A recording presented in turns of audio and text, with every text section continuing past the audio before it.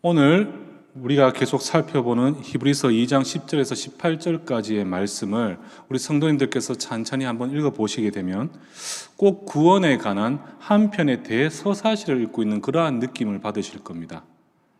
저와 여러분들이 누리는 이 구원의 기쁨, 이 기쁨이 어떠한 연유로 어떻게 시작을 해서 그 과정에 무엇이 있었고 그 구원 사역의 결과 성도는 어떠한 은혜를 누리고 있는가, 바로 이 구원에 관한 모든 내용이 함축적으로 담겨져 있는 말씀이 바로 오늘 우리가 살펴볼 이 히브리서 2장의 후반부의 말씀이고, 그리고 이것은 히브리서 전체의 맥락을 꿰뚫는 핵심 주제이다, 이렇게 보셔도 되겠습니다. 당시 히브리서가 쓰여진 시대적 배경을 우리가 한번 살펴보면 정확한 저작 시기와 저자는 알 수가 없습니다. 물론 학자들마다 서로 간에 의견이 좀 분분하기도 하고, 또 많은 학자들은 AD 70년 예루살렘 멸망 이전에 쓰여진 것이 아닐까 이렇게 추측도 합니다. 그러나 그것은 정확하지는 않고 그 저작 시기와 저자는 아직까지 확인되지 않습니다. 그러나 수신 대상이, 이 편지의 수신 대상이 히브리인이라는 구체적인 대상이 특정되어 있고, 당시 초대 교부들의 그 글에 언급되어 있는 내용들을 우리가 내용들을 종합해 볼 때 초기 히브리 기독교, 즉 유대 기독교 공동체에는 심각한 문제가 하나 있었다는 것을 확인을 할 수가 있습니다. 바로 유대교로의 회귀.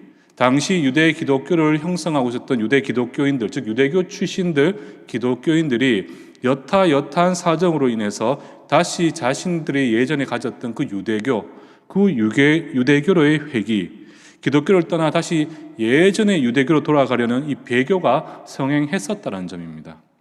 당시 유대 기독교인들은 유대 정통주의라 해서 아마 들어보셨을 것입니다. 율법주의.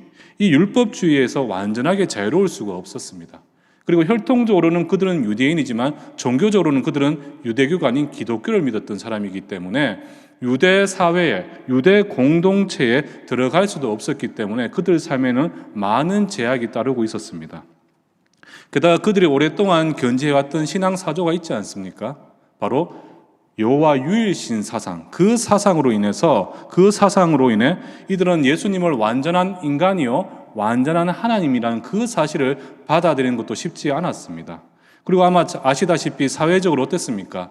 로마의 박해가 극심한 상황 속에서 이전에 자신이 누렸던 그 세상의 유익과 기쁨을 포기하면서까지 신앙을 지킨다는 것은 결코 쉬운 일이 아니었다는 것이죠.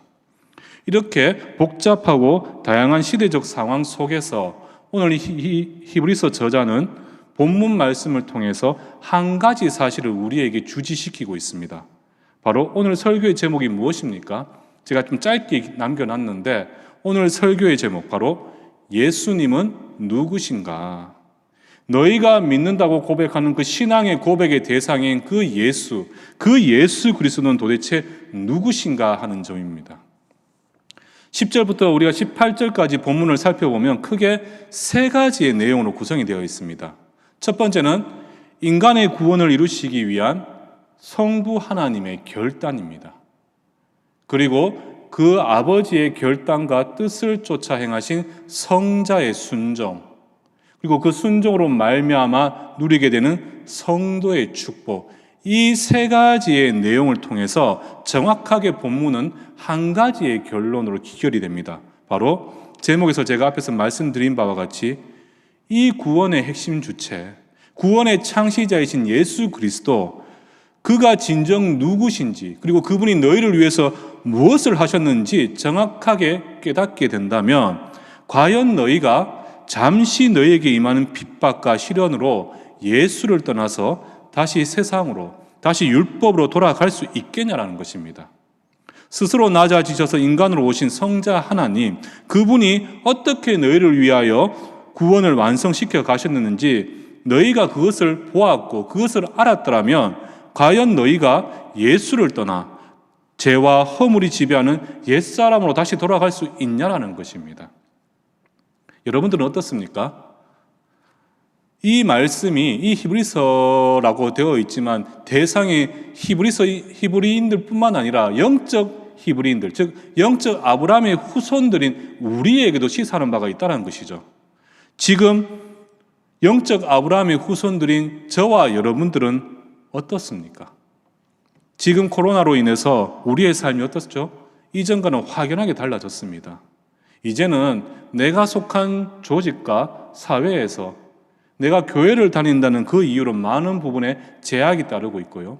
또 따가운 눈총을 받기 일쑤입니다.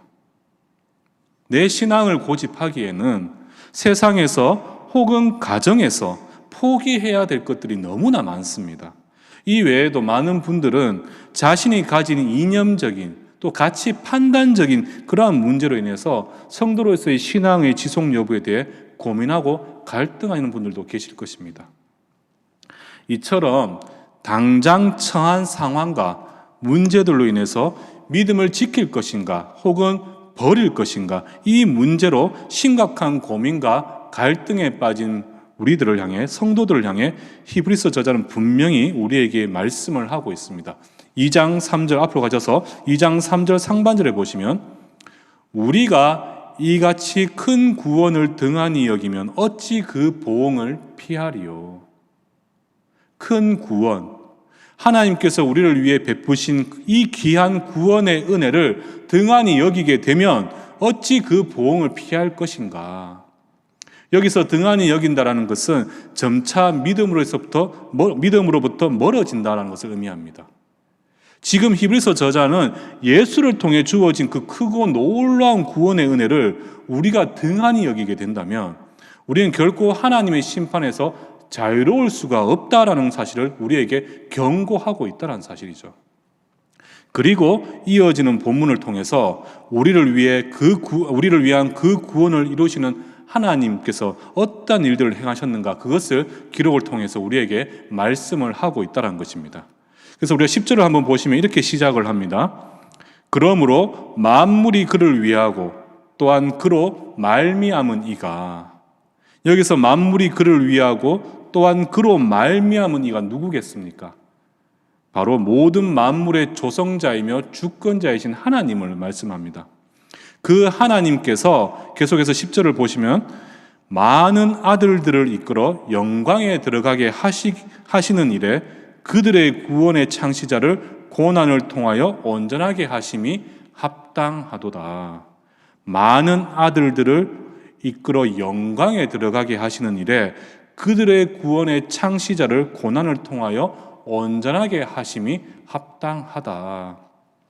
많은 아들들, 바로 하나님의 구원 사역의 결과 하나님의 영적 자녀가 되는 저와 여러분과 같은 주의 성도들을 이야기합니다. 그 주의 자녀들로 하여금 영광에 들어가게 하시기 위해 하나님께서는 바로 이 구원 사역을 시작하셨다는 것이죠. 그리고 그 일을 위해서 독생자 예수 그리스도, 구원의 창시자이신 성자 하나님께서 이 땅에 성육신하시고 친히 죽음에 이르는 그 고난 당하심을 통하여 구원의 과정을 이루어 가시도록 명하셨다는 것입니다. 이것이 제가 앞에서 첫 번째로 말씀드린 구원을 완성시키기 위한 성부 하나님의 결단이라는 것입니다. 그런데 여기서 우리가 한 가지 확인해야 될 사실은 보통 우리는 구원을 단순히 천국행 티켓 정도로만 생각을 한다는 것이죠. 때로는 하나님의 사랑이, 하나님의 긍휼, 하나님의 자비라는 이러한 한정된 생각을 할 때가 너무나 많습니다. 그러나 10절에서 분명히 말씀을 합니다. 많은 아들들을 영광에 들어가게 하기 위해 하나님께서는 구원의 시작을 결단하셨다는 것이죠. 그런데 여기서 그렇다면 영광은 무엇을 의미하는 것인가? 도대체 이 영광이라는 것이 무엇이란 것인가? 바로 이 영광이라는 것은 하나님과 나 사이의 온전한 관계의 회복을 이야기합니다. 이 땅에 죄가 들어오기 전 에덴 동산에서 하나님이 만드신 모든 만물을 다스리며 하나님과 완전하고 몸했던 신실했던 관계, 바로 그 아담이 하나님께서 창조하신 이 모든 만물을 다스리면서 하나님 앞에서 완전하고 무음했던 그 신실했던 하나님과의 그 관계, 하나님과 인간 사이를 막아놓고 있는 그 죄라는 큰 담이 허물어져서 다시 하나님과 온전한 관계를 회복하는 것, 이것을 이루시기 위해서 하나님께서는 구원 사역을 시작하셨다는 것이죠. 물론 이것은 구체적인 공식적인 이유와 동기에 해당되고 그 중심에 무엇이 있겠습니까? 우리를 향한 하나님의 그 절대적인 사랑이 자리에 잡고 있다는 것입니다. 그리고 여러분들, 죄를 무너뜨리기 위해서, 이 죄를 무너뜨리기 위해서 필수적으로 필요한 것이 무엇이겠습니까? 죄의 삭은 사망입니다. 그렇다면 이 구원의 주체가 이 사망을 경험해야 되겠죠. 그래서 10절 하반절, 구원을 주심에 있어서 온전한 자격을 가지기 위해 합당한 일이 무엇이냐 하면 예수 그리스도, 바로 구원의 창시자요 성부자이신 성자 하나님께서 비록 하나님이시지만 이 땅에 완전한 인간으로 오셔서 9절과 10절 하반절에서 보듯이 친히 죽음에 이르는 이 모든 일들을 성부 하나님의 뜻을 쫓아서 온전히 순종하시는 것입니다. 이것이 바로 그 온전한 자격을 가지기 위한 합당한 일이라는 것이죠. 무슨 말이냐 하면 이 구원이라는 것은요, 하나님의 우리로 영광에 들어가기 위해 행하신 결단에서 시작이 되었지만 신실하신 예수님, 바로 우리의 주님께서 이 모든 일을 하나님의 뜻을 쫓아 죽기까지, 우리를 위하여 죽기까지 순종하심을 통해서 이루어 가셨다는 것입니다. 바로 이 구원이라는 것은, 이 구원을 이루기 위해 완전하고 온전한 자격을 갖추기 위해 합당한 것은 다른 게 아닙니다. 바로 예수 그리스도, 죽기까지 죽기까지 아버지의 뜻에 순종하는 그 신실하신 예수님의 그 순종으로 말미암아 이 구원이 완성될 수가 있었다는 사실이죠. 계속해서 11절 말씀에 보시면 거룩하게 하시는 이와 거룩하게 함을 입은 자들이 다 한 근원에서 난지라. 그러므로 형제라 부르시기를 부끄러워하지 아니하시고, 거룩하게 하시는 이, 바로 예수님을 의미하죠. 그럼 거룩하게 함을 입은 자들은 누구겠습니까? 예수로 인해 구속함을 받은 저와 여러분과 같은 성도들을 이야기합니다.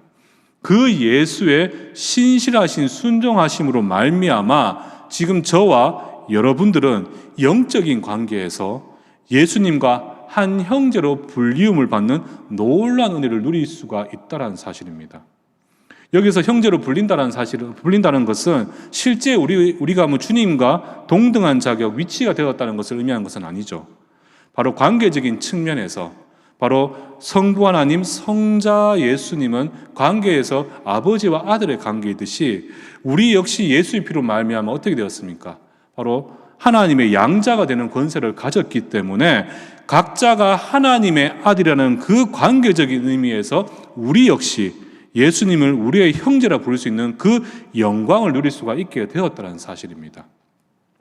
그런데 여기서 우리가 정말 감사해야 될 것은 우리 주님께서는 하나님께서 맡기신 저와 여러분들을 형제, 자매라 부르는 것을 결코 부끄러워하지 아니하신다는 점입니다.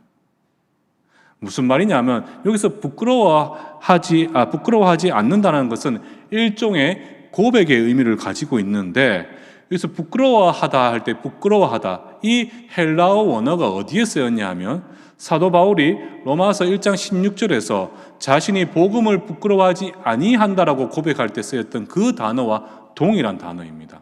무슨 말이냐면 쉽게 말씀드려서 바울이 복음을 부끄러워하지 않고 그 복음을 자랑스럽게 생각했던 것처럼 예수님께서는 구원받은 백성들, 바로 저와 여러분들을 자신의 형제로 자매로 부르는 것을 부끄러워하지 않으시고 어떠시다는 겁니까? 자랑스럽게 여기신다는 것이죠. 그 이유는요, 로마서 8장 29절 하반절에 보시면 이렇게 말씀합니다. 이는 그로 많은 형제 중에서 맏아들이 되게 하려 하심이라. 바로 다름 아닌 예수께서 형제라 부르시는 모든 성도들의 무엇이 된다는 겁니까? 맏아들, 장자가 되시기 때문이라는 것이죠. 그리고 이어지는 12절과 13절에 보시면 시편 22편 22절과 이사야 8장 17절과 18절에 그 말씀을 인용을 하고 있습니다. 그 말씀을 인용을 하면서 예수 그리스도의 고백을 통해서 다시 한번 이 사실, 제가 앞에서 말씀드렸던 우리로 한 형제가 되시고 그 일을 부끄러워하지 않는 그 사실을 다시 한번 이 두 인용구를 통해서 우리에게 확증해 주고 계신다는 사실이죠. 그리고 이어서 14절을 보시면 이렇게 말씀을 합니다. 자녀들은 혈과 육에 속하였음에 그도 또한 같은 모양으로 혈과 육을 함께 지니심은, 이 말씀은 바로 예수님의 성육신을 두고 하는 말씀이죠. 예수님께서 우리와 같이 완전한 인간으로 오셨음을 의미합니다. 그런데 그렇게 오신 이유가 무엇 때문입니까?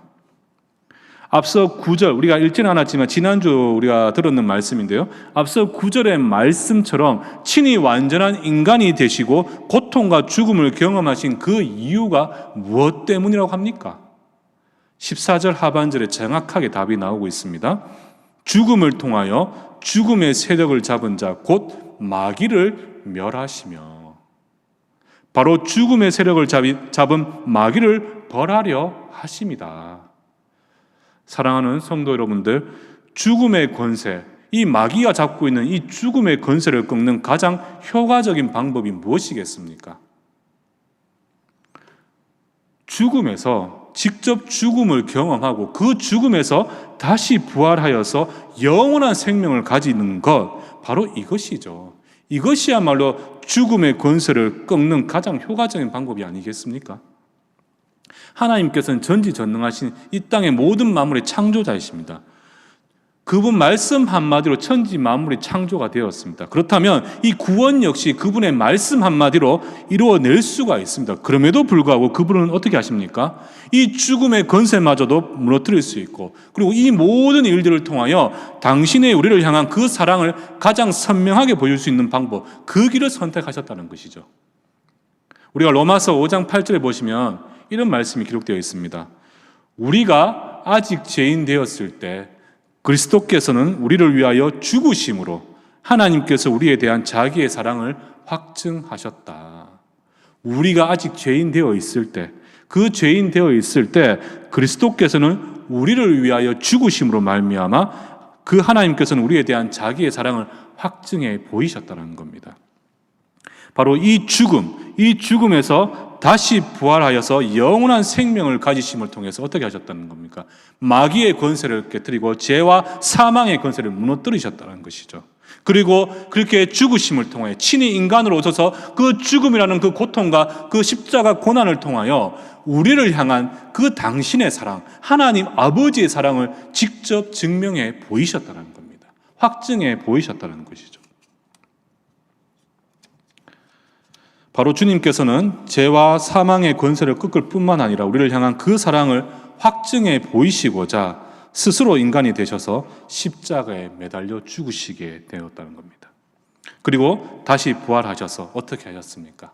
14절 하반절에 아까 보셨던 바와 같이 마귀의 권세를 멸하셨고요. 15절로 죄와 사망의 종노릇하는 모든 자들로 하여금 다시는 종노릇하지 않도록 참 자유를 허락해 주셨다는 겁니다. 죽음이 두려워 죄와 사망의 그 종노릇을 하든 마귀의 종노릇을 하든 모든 자들로 하여금 다시는 그 종노릇을 하지 않도록 그들을 죄에서 사망에서 해방시켜 주시고 영원한 참 자유와 기쁨을 허락해 주셨다는 것이죠. 더 이상 이로 말미암아 더 이상 죄와 사망이 저와 여러분들을 속박할 수가 없게 됩니다. 그리고 이어지는 16절을 보시면 다시 한번 예수께서 이 모든 일에, 지금까지 행하신 모든 일에 사랑과 같이 되신 이유를 언급하고 있는데 16절 하반절에 이렇게 말씀을 합니다. 이는 오직 아브라함의 자손을 붙들어 주려 하심이라. 아브라함의 자손을 붙들어 주려 하심이라. 천사를 붙들어 주려 하심이 아니라 아브라함의 자손, 바로 영적 아브라함의 자손인 저와 여러분들을 붙들어 주기 위해서 이 모든 일을 행하셨다는 것입니다. 바로 천사들이 아닌 아브라함의 자손들, 택함받은 저와 여러분들을 영원한 생명줄로 붙들어 주시기 위해 혈과 육을 취해 그 십자가 고난을 친히 신실하게 감당하셨다는 사실이죠. 그리고 마지막으로 17절에 보시면 예수님은 누구십니까? 하나님의 아들이심과 동시에 신실하신 대제사장이 되셔서 우리의 모든 죄를 친히 대신해서 지고 하나님께 나아가서 속량함을 받아 주셨다는 것이죠. 그리고 18절에 그가 시험을 받아 고난을 당하셨은즉 시험 받는 자들을 능히 도우실 수 있느니라. 바로 인간으로서 시험과 고난을 직접 경험하셔서 이 땅에서 그 고통받는 주의 백성들을 누구보다도 잘 이해해 주신다는 것이죠. 그리고 지금도 우리로 보이지 않는 그 도움의 손길로 계속해서 돕고 계신다. 바로 이 사실을 지금 우리에게 말씀하고 있다는 것입니다. 친히 인간으로서 인간이 경험할 수 있는 모든 고통과 고난을 경험하셔서 우리가 고난으로 인해서 겪게 되는 수많은 감정과 아픔과 불안과 염려를 친히 알고 계시고 가장 잘 이해하심을 통해서 우리로 어떠한 상황에 놓이든지 끝까지 그 보이지 않는 도움의 손길로 지금도 도와주고 계시는 분, 그분이 바로 누구시라는 겁니까? 바로 예수님이라는 겁니다. 히브리서 2장 10절에서 18절까지의 말씀은 바로 이 구원의 사역의 결과 우리가 누리는 이 복까지도 우리에게 말씀을 하고 있다는 것입니다. 자, 여러분들, 지금까지 제가 쭉 말씀드린 내용들, 히브리서 2장 후반부의 말씀의 내용들, 바로 무엇을 이야기하는 것 같습니까? 구원의 전반에 관해서 제가 말씀을 드렸고요. 그 과정에서 예수님이 누구시고 그분이 무엇을 하셨는가, 우리를 위해서, 바로 저와 여러분들을 위해서, 그리고 히브리서의 서신을 읽고 있는 저 유대 기독교인들을 위해서 무엇을 하셨는가, 이 모든 나눴던 말씀들이 결국 무엇을 가리키고 있겠습니까? 바로 구원의 기쁜 소식, 바로 복음입니다. 복음. 지금 이 히브리서 후반부의 말씀은 바로 복음을 이야기하고 있다는 사실이죠. 여호와 하나님께서 창조하시고 당신의 백성 삼으신 저와 여러분들, 바로 죄와 어둠의 권세에 갇혀 영원히 죽을 수밖에 없는 저와 여러분, 우리를 살리시고자 그분은 누구도 할 수 없는 당신의 독생자를 죄와 사망이 지배하는 이 땅에 보내시게 되었다는 것이죠. 그 아버지의 결단, 그 성부 하나님의 결단과 뜻을 쫓아 성자이신 예수 그리스도, 우리 주님께서는 스스로 화목제물이 되셔서 인간으로서 말로 형언할 수 없을 만큼의 고통과 고난, 궁극적으로 죽기까지 우리를 위하여 스스로 십자가를 지셨다는 겁니다. 그리고 그 예수님의 순종으로 말미암아 우리는 죽음과 멸망의 속박에서 벗어나 영원한 생명과 참 자유를 누리게 되었고, 다시는 사단이 지배하는 죄와 사망의 권세에 굴복하지 않을 수 있게 됩니다. 또한 우리의 이제 실제의 삶에서도요, 이 구원사적인 것을 넘어서서 또한 실제 우리의 삶에서 어떠한 어려움과 고난이 닥쳐온다 할지라도, 눈앞에 홍해바다가 나를 가로막고 있고 요단강이 나를 가로막고 있고 여리고성이 나를 가로막고 있다 할지라도, 어떠한 어려움과 고난 앞에서도 우리의 형제 되신 예수 그리스도, 우리를 형제라고 부르시기에 부끄러워하지 않고 자랑스럽게 여기시는 그 예수 그리스도, 인간으로 오셨기 때문에 인간의 고통을 가장 잘 이해하고 계시는 우리 주님만을 의지하고 그분의 손길을 붙들며 끝까지 나아갈 때 시험 받는 자들을 능히 도우시는 그분의 약속을 통해서 우리는 어떠한 상황도 넉넉히 헤쳐나가며 두려움이 아닌 담대함으로 이 땅을 살아갈 수가 있게 되는 것입니다. 바로 이 귀한 복음, 그 복음의 주체이신 예수 그리스도, 여러분들이 이 귀한 복음을 받고 예수를 통해 영생과 참 자유를 얻었다면, 여러분들은 잠시 세상의 시련과 고난이 닥쳐온다고 해서 과연 그분을 떠나 세상을 쫓아 살아갈 수가 있겠습니까? 지금 히브리서 저자는 이것을 지금 우리에게 묻고 있는 거잖아요. 그 예수로 인하여 너는 영원한 생명을 얻었고 참 자유와 참 기쁨을 얻었고 참 생명을 얻었는데, 그것을 위해 이 예수께서는 하나님이시지만 이 땅에 인간으로 오셔서 죽기까지 십자가를 지시며 너를 위해 수고하셨는데, 그런 말미암아 너는 참 영생과 참 생명과 참 자유를 얻었는데, 그 예수님을 알고도, 그 귀한 복음을 받고도 너희가 잠시 겪게 되는 그 세상의 시련과 그 고통으로 인해 예수님을 원망하며 하나님을 원망하며 다시 세상으로 돌아가며 율법으로 돌아갈 수 있냐라는 사실입니다. 여러분들은 그렇게 하실 수 있겠습니까? 사랑하는 성도 여러분들, 우리가 어린 시절에 즐겨 불렀던 찬송가가 하나 있죠. 찬송가 96장. 예수님은 누구신가? 아마 여러분들 많이 부르셨고 많이 들으셨을 겁니다. 예수님은 누구신가? 우리가 이 찬송가의 가사를 한번 읽어보면요, 예수님은 누구신가라는 그 질문에 이렇게 설명을 합니다. 예수님은 누구십니까? 예수님은 우는 자의 위로가 되시고 없는 자의 풍성함이 되신다. 약한 자의 강함이 되시고 눈먼 자의 빛이 되시며 병든 자를 고치시고 죽은 자의 부활이 되셔서 우리로 영원한 생명으로 이끄신다. 그리고 마지막으로 이렇게 고백을 합니다. 예수님은 누구십니까? 바로 예수님은 온 세상의 구주시며 모든 죄를 심판하실 주님이 되시고 우리의 영광이 되십니다.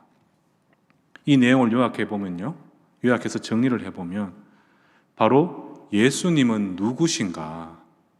우리의 진정한 구원자요 영원한 생명이 되시며 상처받고 고통받고 소외받은 모든 이들의 위로자가 되시고 절망 가운데서도 당신의 백성들을 능히 도우시는 우리의 구주가 되신다. 여러분들, 이 찬양 가사, 찬송가 96장 예수님은 누구신가? 이 가사가 혹시 어떠한 배경으로 쓰여졌는지 알고 계십니까? 이 찬양은요, 19세기 후반에 이 조선 땅에 오셔서 평생을 복음을 전하시는데 매진하셨던 프레드릭 밀러, 아마 우리 한국 이름으로 민노아 선교사님으로 많이 알고 계실 겁니다. 민노아 선교사님이 쓰셨습니다. 아마 우리 2년 전인가 우리가 선교지 탐방을 아마 교구에서 갔었는데 청주 지역의 일신학교라고 아마 선교사 양관에 간 적이 있을 겁니다. 그 선교사 사택이 바로 민노아 선교사님의 사택이었습니다. 바로 청주와 충청도 일대에서 복음을 전하셨던 분이 바로 이 민노아 선교사님인데, 이 민노아 선교사님은 20대 중반의 젊은 나이에 사모님과 함께 두 분이 조선 땅에 들어오셔서 평생을 복음 전하는 일에 최선을 다하신 분입니다. 그런데 그분들은 결혼하신 지 몇 년이 지나도 아이가 없었어요.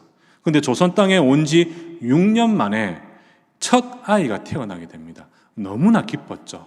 하나님의 축복이라 생각하며 선물이라 여겼습니다. 그런데 그 아이는 풍토병을 이기지 못하고 6개월 만에 하나님의 부르심을 받게 됩니다.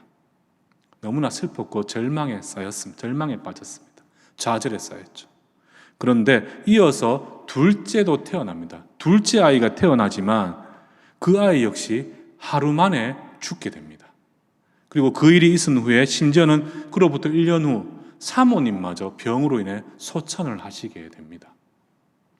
낯선 땅에서 하나님 주신 그 소명으로 말미암아 이를 딱 깨물고 복음을 전하고 있었는데 사랑하는 두 아이와 사모님 모두를 잃고 절망과 큰 슬픔에 잠긴 이 선교사님을 향해서 당시에 조선 백성들이 물었습니다. 아니, 당신이 믿는 예수는 도대체 누구입니까?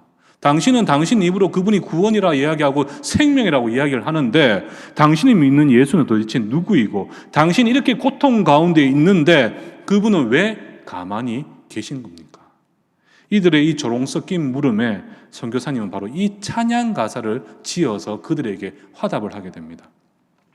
여러분들, 예수님은요, 내 가족의 죽음으로 인해 내가 느끼는 그 어떤 절망보다도 더 큰 위로가 되시는 분이십니다. 그럼에도 불구하고 이 험한 세상에서 내가 이 땅을 살아가는 유일한 소망이 되시는 분입니다.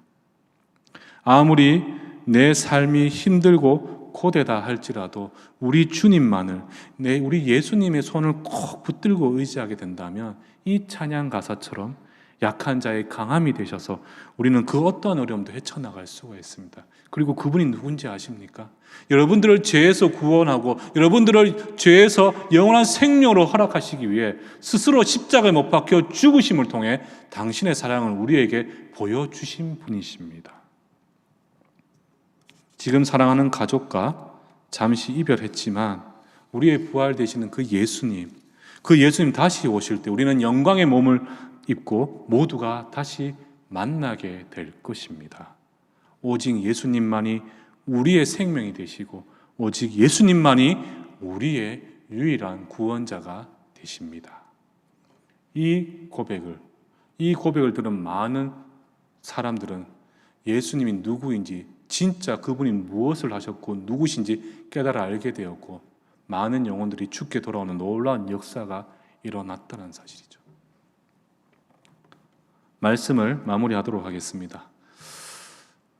오늘 우리가 살펴본 히브리서 2장 후반부의 말씀은 제가 장황하게 구원의 시작과 그 동기와 그 결론, 그리고 그 결과적으로 성도가 누리는 축복까지 제가 이 말씀 10절에서 18절까지 말씀을 통해서 말씀을 드렸는데, 이 히브리서 2장 후반부의 말씀은 딱 한 가지의 사실로 우리에게 전하고 있습니다. 바로 예수님은 누구신가? 이 구원과 이 구원의 주체, 이 복음의 주인이신 예수 그리스도, 그분은 누구신가? 예수님은 바로 구원의 창시자, 우리의 소망이자 영원한 생명이 되시는 분이십니다. 구원을 완성하시기 위해 하나님이시지만 스스로 인간으로 오셔서 모든 사람들, 바로 모든 영적 아브라함의 자손들을 위하여 십자가 고난과 죽음을 기꺼이 받아들이셨습니다. 그리고 그 죽음에서 부활하심을 통해 죽음의 세력을 잡은 마귀를 멸하셨고, 그 사망의 권세에 매여 절망과 고통 가운데 있는 백성들에게 참된 자유와 참된 영원한 생명을 허락하셨습니다. 그리고 어떠한 시련과 고난 앞에서도 그분의 이름을 의지해서 나아갈 때 그분은 보이지 않는 에베네셀의 손길로 우리로 전능자의 그늘 아래 지존자의 은밀한 곳으로 이끌어서 어떤 시험과 상함 속에서도 능히 이겨내며 살아갈 수 있도록 우리의 삶을 붙들어 주고 계신 분이십니다. 지금 코로나로 인해서 모두가 힘든 시기를 보내고 있지요. 교구 사역을 하다 보면 정말 가슴 아픈 소식들이 계속 들려옵니다. 경제적으로 사업이 힘들어지고 육신의 공고함이 있고 자녀들이 너무나 힘들어하고 여러 방면에서 참으로 고통스러워하고 힘들어하는 분들이 너무나 많습니다. 이런 어려운 시기를 우리가 지나다 보면 어떻게 보면 우리가 믿는 성도들이기 때문에 더 큰 시험에 이 믿음이 흔들릴 수밖에 없을 것 같습니다.